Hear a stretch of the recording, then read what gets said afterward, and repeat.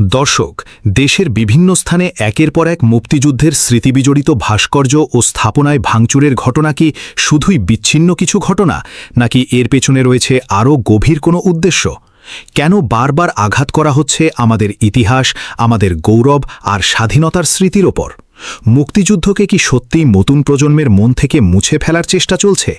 আর এই পরিস্থিতি নিয়ে কি বলছেন দেশের বরেণ্য শিল্পী, বুদ্ধিজীবী ও বিশিষ্ট ব্যক্তিরা? আজকের ভিডিওতে আমরা জানব এমনই কিছু গুরুত্বপূর্ণ তথ্য যা প্রতিটি সচেতন নাগরিকের জানা জরুরি।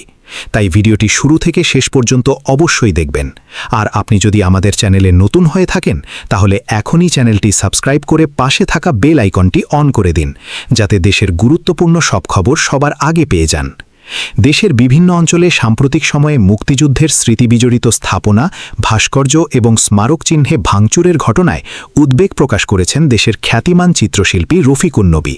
তিনি মনে করেন, এসব ঘটনা শুধু কোনো স্থাপনা ধ্বংসের মধ্যে সীমাবদ্ধ নয়, বরং এর মাধ্যমে স্বাধীনতা ও মুক্তিযুদ্ধের ইতিহাসকে ধীরে ধীরে মানুষের মন থেকে ভুলিয়ে দেওয়ার একটি অপচেষ্টা চালানো হচ্ছে। তবে তিনি দৃঢ়ভাবে বিশ্বাস করেন, যত ষড়যন্ত্রই হোক না কেন, বাংলাদেশের মুক্তিযুদ্ধের স্মৃতি কখনো মুছে ফেলা সম্ভব নয়। কারণ এই ইতিহাস শুধু বইয়ের পাতায় নয়, এটি কোটি মানুষের আত্মত্যাগ, রক্ত আর আবেগের সঙ্গে জড়িয়ে আছে। রাজধানীর আগারগাঁওয়ে অবস্থিত মুক্তিযুদ্ধ জাদুঘর মিলনায়তনে আয়োজিত বজলুর রহমান স্মৃতিপদক ২০২৫ প্রধান অনুষ্ঠানে প্রধান অতিথির বক্তব্য দিতে গিয়ে তিনি এসব কথা বলেন। অনুষ্ঠানে উপস্থিত অতিথি, সাংবাদিক ও গবেষকদের সামনে তিনি অত্যন্ত আবেগঘন কণ্ঠে বলেন, দেশের বিভিন্ন স্থানে, বিশেষ করে মেহেরপুরসহ আরও অনেক এলাকায় মুক্তিযুদ্ধের স্মৃতিচিহ্নে ভাঙচুরের ঘটনা ঘটেছে। এমনকি রাজধানী ঢাকাতেও ভাস্কর্য ও বিভিন্ন গুরুত্বপূর্ণ স্থাপনায় হামলা এবং ক্ষতি সাধনের খবর পাওয়া গেছে। তিনি বলেন, একটি ভাস্কর্য বা স্থাপনা আবার নতুন করে তৈরি করা সম্ভব, কিন্তু যেই চিন্তা বা উদ্দেশ্য থেকে এসব ধ্বংস করা হচ্ছে, সেটিই সবচেয়ে বেশি উদ্বেগের বিষয়। রফিকুন নবী আরও বলেন, মুক্তিযুদ্ধকে মানুষের মন থেকে সরিয়ে দিতে বা নতুন প্রজন্মকে বিভ্রান্ত করতেই হয়তো এ ধরনের কর্মকাণ্ড চালানো হচ্ছে। কিন্তু বাস্তবতা হল, বাংলাদেশের মানুষ কখনো তাদের মুক্তিযুদ্ধের ইতিহাস ভুলবে না, কারণ এই ইতিহাস আমাদের অস্তিত্বের অংশ। নতুন প্রজন্ম এখন অনেক সচেতন, তারা ইতিহাস জানে, সত্য জানে এবং তারা অন্যায়ের বিরুদ্ধে কথা বলতে শিখেছে। তাই কিছু ভাঙচুর বা অপচেষ্টার মাধ্যমে মুক্তিযুদ্ধের চেতনাকে কখনো ধ্বংস করা যাবে না বলেও মন্তব্য করেন এই বরেণ্য শিল্পী। অনুষ্ঠানে আরও বক্তব্য দেন গোলাম রহমান। ঢাকা বিশ্ববিদ্যালয়ের গণযোগাযোগ ও সাংবাদিকতা বিভাগের সাবেক এই সভাপতি বলেন, বর্তমান সময়ে সবচেয়ে বড় দায়িত্ব হল নতুন প্রজন্মের কাছে মুক্তিযুদ্ধের সঠিক ইতিহাস পৌঁছে দেওয়া। কারণ স্বাধীনতার ইতিহাস ভুলে গেলে একটি জাতি তার শেকড় হারিয়ে ফেলে। তিনি বলেন, মুক্তিযুদ্ধ ছিল বাঙালির দীর্ঘদিনের শোষণ, বৈষম্য ও বঞ্চনার বিরুদ্ধে এক ঐতিহাসিক সংগ্রামের চূড়ান্ত রূপ।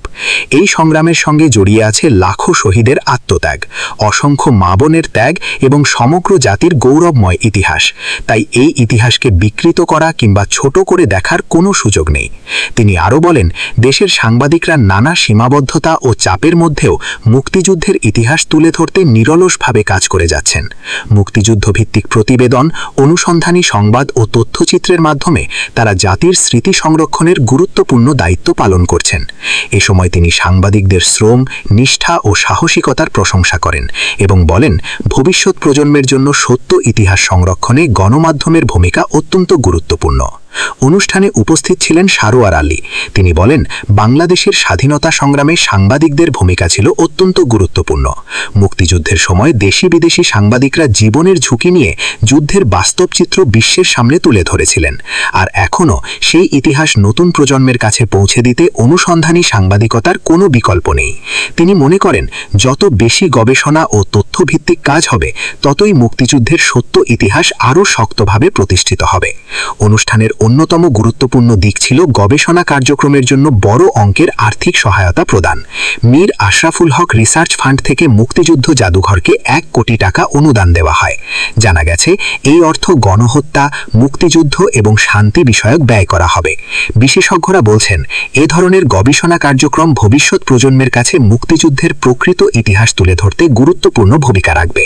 কানাডার সাসকাচুয়ান বিশ্ববিদ্যালয়ের অধ্যাপক মুবিনুল হক আনুষ্ঠানিকভাবে এই অনুদানের চেক হস্তান্তর করেন। তিনি বলেন, মুক্তিযুদ্ধ শুধু বাংলাদেশের ইতিহাস নয়, এটি বিশ্ব ইতিহাসেরও একটি গুরুত্বপূর্ণ অধ্যায়। তাই এই ইতিহাস নিয়ে আন্তর্জাতিক পর্যায়েও গবেষণা বাড়ানো প্রয়োজন। এদিকে মুক্তিযুদ্ধ ভিত্তিক সাংবাদিকতায় বিশেষ অবদানের জন্য বজলুর রহমান স্মৃতিপদক 2025 প্রদান করা হয় 3 জন সাংবাদিককে। তারা হলেন আহমেদ ইমতিয়াজ, আহমেদ রেজা এবং পার্থ সঞ্জয়। অনুষ্ঠানে তাদের হাতে সম্মাননা তুলে দেওয়া হয়। বক্তারা বলেন, মুক্তিযুদ্ধ ভিত্তিক সাংবাদিকতা শুধু পেশাগত দায়িত্ব নয়, এটি জাতির ইতিহাস সংরক্ষণেরও একটি গুরুত্বপূর্ণ অংশ। যারা সত্য ইতিহাস তুলে ধরছেন তারা আসলে ভবিষ্যৎ প্রজন্মের জন্য এক অমূল্য দায়িত্ব পালন করছেন। দর্শক, বাংলাদেশের স্বাধীনতা ও মুক্তিযুদ্ধ কোনো সাধারণ ইতিহাস নয়, এটি একটি জাতির আত্মত্যাগ, সংগ্রাম ও বিজয়ের ইতিহাস। তাই এই ইতিহাসকে ভুলিয়ে দেওয়ার যে কোনো অপচেষ্টা দেশের সচেতন মানুষ কখনো মেনে নেবে না। ইতিহাস বলে, সত্যকে সাময়িকভাবে আড়াল করা গেলেও কখনো মুছে ফেলা যায় না। আর মুক্তিযুদ্ধের ইতিহাস তো কোটি মানুষের হৃদয়ে লেখা। তাই ভাস্কর্য ভাঙা যেতে পারে, স্থাপনা ক্ষতিগ্রস্ত করা যেতে পারে, কিন্তু মুক্তিযুদ্ধের চেতনা ধ্বংস করা কখনো সম্ভব নয়। নতুন প্রজন্মের অনেক তরুণ এখন মুক্তিযুদ্ধের ইতিহাস জানছে, গবেষণা করছে এবং সামাজিক যোগাযোগ মাধ্যমেও এ বিষয়ে সচেতনতা তৈরি করছে। ফলে যারা ইতিহাস বিকৃত করতে চায় তাদের সেই অপচেষ্টা খুব বেশি দূর এগোবে না বলেই মনে করছেন বিশ্লেষকরা। বরং প্রতিটি এমন ঘটনা মানুষকে আরও বেশি করে ইতিহাস জানার আগ্রহ তৈরি করছে। তাই দেশের ইতিহাস, স্বাধীনতা ও মুক্তিযুদ্ধের চেতনাকে রক্ষা করতে সবাইকে সচেতন থাকতে হবে। তো দর্শক, এই ছিল আজকের বিস্তারিত প্রতিবেদন। এ বিষয়ে আপনার মতামত কি? আপনি কি মনে করেন মুক্তিযুদ্ধের ইতিহাস ভুলিয়ে দেওয়ার চেষ্টা চলছে, নাকি নতুন প্রজন্ম আরও বেশি সচেতন হয়ে উঠছে? আপনার গুরুত্বপূর্ণ মতামত অবশ্যই কমেন্ট করে জানাবেন। ভিডিওটি ভালো লাগলে লাইক, কমেন্ট ও শেয়ার করতে ভুলবেন না। আর আমাদের চ্যানেলে নতুন হয়ে থাকলে অবশ্যই সাবস্ক্রাইব করে পাশে থাকবেন। আজ এ পর্যন্তই। দেখা হবে পরবর্তী আরেকটি গুরুত্বপূর্ণ সংবাদ নিয়ে। ততক্ষণ পর্যন্ত সবাই ভালো থাকুন, সুস্থ থাকুন। আল্লাহ হাফেজ।